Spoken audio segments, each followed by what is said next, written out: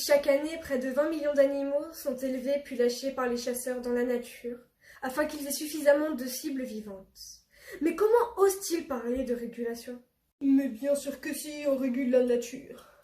On tue les nuisibles, comme les belets, les putois, les martres, les fouines, ou encore les martres.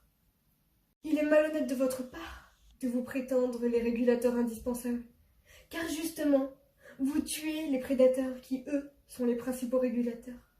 Vous élevez des animaux et les relâchez dans la nature pour avoir l'honneur de vous proclamer sauveurs. On n'est pas hypocrite, on est des passionnés, nous. Et vous emmenez des enfants dès le plus jeune âge avec vous. Et vous dites que c'est convivial. Bah oui, la chasse est de famille.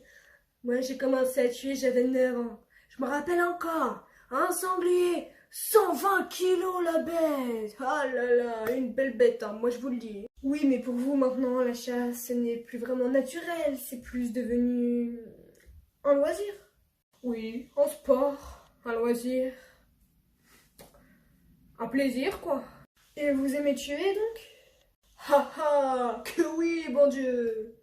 Et j'avais une question. Est-ce que les chasseurs chassent tout le temps en étant bourrés?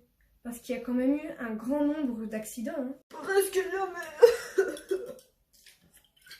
Nous les chasseurs, on est réglo.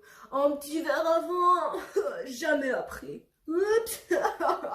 Pardon, un petit verre après, jamais avant. Et est-ce que vous savez que vous polluez la nature? Non, on pollue pas, on régule. Et les milliards de cartouches? Au moins, on est d'accord sur un point. Nous aimons et protégeons la nature et les animaux. Votre façon d'aimer les animaux, c'est de les tuer? Pardon, hein, mais moi j'aimerais pas être votre femme. Hein. Et puis, on doit bien se nourrir, nous.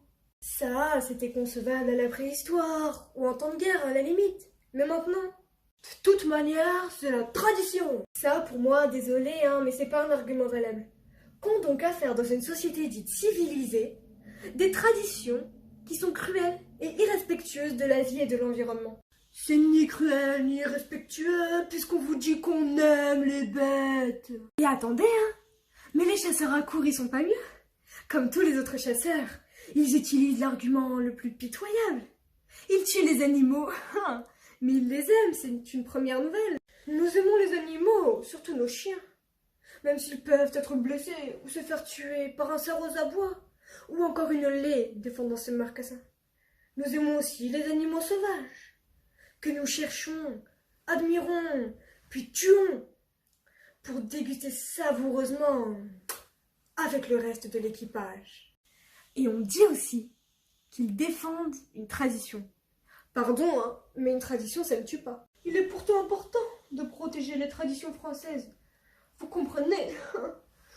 Nous sommes nostalgiques de la période médiévale et royaliste. Et vous êtes sûr de défendre les agriculteurs? Oui, bien sûr. Ils se plaignent que ces animaux peuvent abîmer leurs champs cultivés. Attendez. Et j'ai aussi entendu dire que vous vous preniez pour les rois de la forêt. Ça va les filles, je vous apporte pas de glace, ça ira.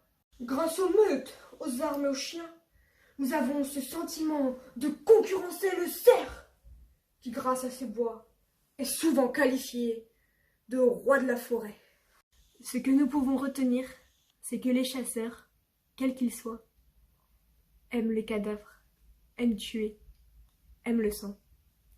Ils aiment la mort.